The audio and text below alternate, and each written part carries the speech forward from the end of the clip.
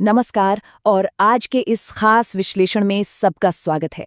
आज का हमारा फोकस है अंग्रेजी के वो शब्द जो बिल्कुल जुड़वा बच्चों की तरह लगते हैं, मतलब दिखने और सुनने में एकदम एक जैसे, लेकिन असल में बहुत बड़े धोखेबाज। अंग्रेजी भाषा वैसे भी चमत्कारों से भरी है ना? लेकिन ये जो भाषाई बहरूपिये हैं, ये तो किसी भी अच्छी खासी बातचीत या लिखे हुए संदेश का पूरा मतलब ही पलट कर रख देते हैं। तो आइए आज इन्हीं शब्दों की बारीकियों को थोड़ा करीब से समझते हैं। जरा इस सवाल पर गौर कीजिए, क्या वेदी यानी ऑल्टर को ऑल्टर करने का समय आ गया है? सुनने में ही कितना अजीब लगता है। एक वाक्य में सिर्फ एक अक्षर बदल देने से पूरी बात कैसे बेपटरी हो जाती, ये उसका एक परफेक्ट उदाहरण है। अल्टर यानी पूजा की वेदी और ऑल्टर मतलब किसी चीज को बदलना। सिर्फ एक ए या ई का हेरफेर और एक बेहद गंभीर बात सीधा एक मजाक में बदल जाती है ना दिलचस्प? अब इन भाषाई जालों में न फंसने के लिए पहले ये समझना होगा कि आखिर ये बहरूपिये हैं क्या। व्याकरण की दुनिया में इन्हें होमोनिम्स और होमोफोन्स कहा जाता है। सीधे शब्दों में कहें तो लिखते समय होने वाली हमारी सबसे बड़ी गलतियों के पीछे इन्हीं का हाथ होता है। और ये जरूरी इसलिए है क्योंकि रोजमर्रा की जिंदगी में एक गलत शब्द किसी जरूरी ईमेल या औपचारिक पत्र का पूरा टोन ही बिगाड़ सकता है। जो सोचा गया था वो सामने वाले तक बिल्कुल सही सही पहुंचे, इसके लिए इनका ज्ञान होना बहुत जरूरी है। तो आज के इस सफ़र के कुछ मुख्य पड़ाव ये रहेंगे।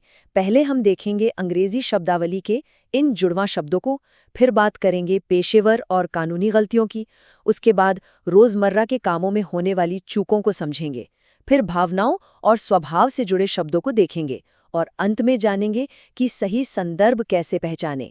हमने इन्हें अलग अलग हिस्सों में इसलिए बांटा है ताकि हर उलझाने वाले शब्द को याद रखना एकदम आसान हो जाए। चलिए शुरू करते हैं। पहला हिस्सा है अंग्रेजी शब्दावली के जुड़वां शब्द, भ्रम की जड़। आइए देखते हैं कि ये जुड़वां शब्द असल जिंदगी में कैसे काम करते हैं और आखिर ये सारा भ्रम शुरू कहाँ से होता है। अगर बात करें सबसे ज्यादा अदल बदल कर इस्तेमाल होने वाले शब्दों की, तो अफेक्ट और इफेक्ट का नाम शायद सबसे ऊपर आता है। इन दोनों के बीच का अंतर सिर्फ एक स्वर यानी वावल का है, ए और ई। जब कोई जल्दी जल्दी बोल रहा हो तो ये दोनों बिल्कुल एक जैसे ही सुनाई पड़ते हैं। लेकिन व्याकरण के नजरिए से देखें तो ये एक बहुत बड़ा रिस्क है, क्योंकि अफेक्ट कोई काम करने यानी क्रिया का प्रतीक है, जबकि इफेक्ट उस काम से मिलने वाले ठोस नतीजे का। इसे समझने के लिए जरा इस चित्र को देखिए। ये अंतर को कितनी खूबसूरती से साफ कर देता है। एक तरफ मुरझाते हुए पौधे पर पानी का असर अफेक्ट को दिखा रहा है, जो कि एक क्रिया यानी वर्ब है। इसका सीधा मतलब है किसी चीज पर प्रभाव डालना। वहीं दूसरी ओर जज के हथौड़े का फैसला इफेक्ट है, एक संज्ञा यानी नाउन, जो एक पक्के परिणाम को दिखाता है। एक तरफ प्रक्रिया चल रही है और दूसरी तरफ फाइनल रिजल्ट सामने है। ये दृश्य देखते ही व्याकरण का ये उलझा हुआ नियम एकदम सीधा और साफ हो जाता है। अब बढ़ते हैं दूसरे हिस्से की तरफ, पेशेवर और कानूनी गलतियां, बड़े जोखिम वाले भ्रम। दफ्तर और कानूनी मामलों के गंभीर माहौल में जब एक गलत शब्द चुन लिया जाता है तो बात कितनी बिगड़ सकती है, आइए इस पर नजर डालते हैं। करियर बनाम कैरियर। यहाँ एक मामूली सी स्पेलिंग की गलती किसी भी शानदार रिज्यूमे को एक मजाक में बदल सकती है। दोनों शब्दों का उच्चारण लगभग एक जैसा ही है। अब जरा सोचिए, कोई किसी बड़ी कॉर्पोरेट जॉब के लिए अप्लाई कर रहा हो और बड़े गर्व से लिखे कि वो एक बेहतरीन कैरियर की तलाश में है। पढ़ने वाले मैनेजर को तो यही लगेगा ना कि सामने वाला खुद को माल ढोने वाला ट्रक या डिलीवरी वैन समझता है। ये एक ऐसी चूक है जो बने बनाए मौके को हाथ से निकाल सकती है।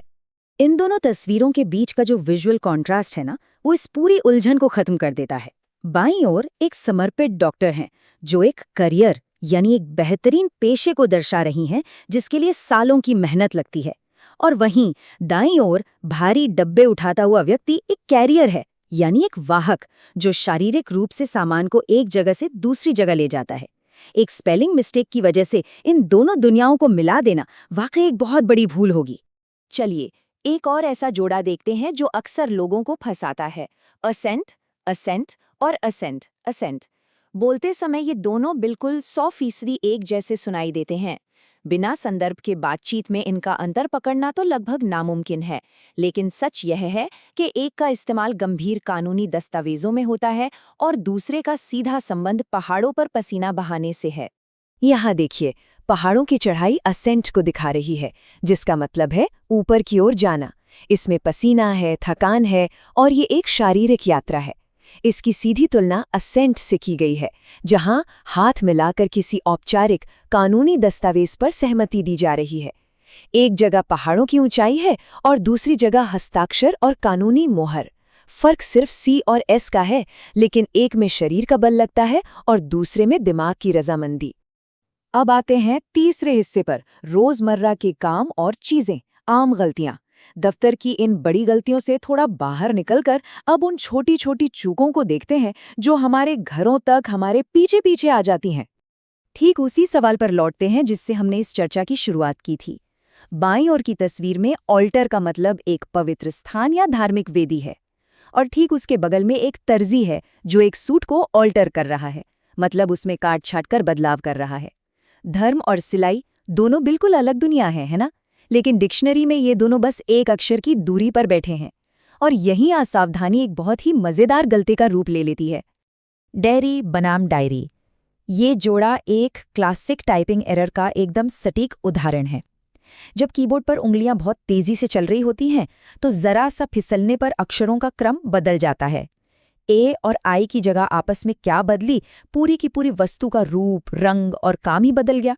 जो चीज पढ़ी जाती है वो अचानक से पीने वाली चीज बन जाती है। अक्षरों का ये हल्का सा हेरफेर दूध के उत्पादन को गहरे निजी रहस्यों में बदल सकता है। बाईं तरफ डेयरी के लिए गायों और दूध उत्पादन का चित्र है, और दाईं तरफ डायरी के लिए एक ताला लगी हुई पर्सनल नोटबुक है। जाहिर सी बात है, कोई भी अपने गहरे राज किसी गाय को तो नहीं बताना चाहेगा ना, और ना ही कोई अपनी डायरी से दूध निकालने की कोशिश करेगा। लेकिन स्पेलिंग में यही होता है। चौथा हिस्सा है भावनाओं और स्वभाव को समझना, सूक्ष्म अंतर। इंसान का व्यवहार और रिश्तों की डोर बहुत नाजुक होती है। यहाँ सबसे जरूरी बात ये समझना है कि शब्दों के चुनाव में एक छोटा सा अंतर पूरी भावना को कैसे बदल देता है, और कभी-कभी तो एक अच्छे खासे रिश्ते में दरार भी डाल सकता है। जैसे शब्द युग्म को ही ले लीजिए, चाइल्ड लाइक और चाइल्डिश। ये इस बात का गवाह है कि कैसे गलत सफिक्स यानी प्रत्यय अनजाने में किसी सच्ची तारीफ को एक चुभने वाले ताने में बदल सकता है। मान लीजिए किसी के नए शौक या मासूमियत की तारीफ करनी हो, अगर सही की जगह गलत शब्द निकल गया तो बात बिगड़ सकती है। किसी को बच्चे जैसा कहना काफी जोखिम भरा हो सकता है। इन दोनों शब्दों का भावनात्मक वजन बिल्कुल अलग है। चाइल्ड लाइक होना एक बहुत ही पॉजिटिव बात है। ये बच्चों जैसी मासूमियत और दुनिया को अचरज से देखने की खूबी को दर्शाता है, जैसा कि बाईं ओर मुस्कुराती हुई महिला से साफ झलकता है। इसके बिल्कुल उलट दाईं ओर चाइल्डिश होने का मतलब है खिलौने फेंकना, जमीन पर लेटकर नखरे दिखाना और पूरी तरह से बचकाना बर्ताव करना। तो याद रखिए, एक शब्द दिल जीत सकता है और दूसरा गहरा दिल दुखा सकता है। कॉर्पोरेट दुनिया में अगर कोई एक ऐसा जोड़ा है जो अक्सर परफॉर्मेंस रिव्यू को बर्बाद कर देता है, तो वो यही है, कंप्लेसेंट और कंप्लेसेंट। जब इन्हें बोलकर पढ़ा जाता है तो ये लगभग एक जैसे ही लगते हैं, लेकिन ये दो बिल्कुल अलग अलग पर्सनालिटी को दिखाते हैं। एक शब्द बॉस को खुश कर सकता है, जबकि दूसरा सीधा नौकरी को खतरे में डाल सकता है। तस्वीरों का ये अंतर बहुत ही सटीक है। एक कॉम्प्लेसेंट व्यक्ति वो है जो दूसरों को खुश करने के लिए एकदम तैयार और आज्ञाकारी मुद्रा में खड़ा है, उसमें काम करने की ललक है। और ठीक इसके विपरीत काउच पर पसरा हुआ कॉम्प्लेसेंट व्यक्ति है, ये बेपरवाह और आत्मसंतुष्ट है। इसे लगता है कि इसने जीवन में सब कुछ हासिल कर लिया है और अब कुछ भी नया करने की कोई ज़रूरत नहीं है। ये दोनों शब्द किसी भी इंसान के काम के प्रति रवैये की पूरी कहानी बयां कर देते हैं।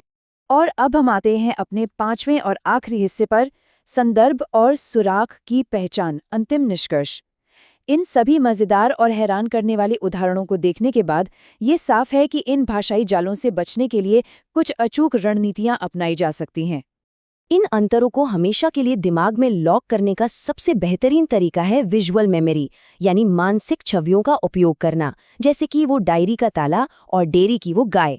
लिखते समय थोड़ी स्पीड कम करना और स्पेलिंग में होने वाले मामूली बदलावों जैसे ए और ई के फर्क को ध्यान से जांचना सबसे बड़ा हथियार है। और सबसे ज़रूरी बात, हमेशा ये चेक करना चाहिए कि वाक्य में किसी संज्ञा यानी नाउन की ज़रूरत है या किसी क्रिया यानी वर्ब की। बस थोड़ा सा रुककर सोचने की ये आदत हमें बड़े बड़े अनर्थ होने से बचा सकती है। तो अब सवाल ये है कि अगली बार कौन सा भाषाई हम शक्ल सबसे बड़ा चकमा दे सकता है।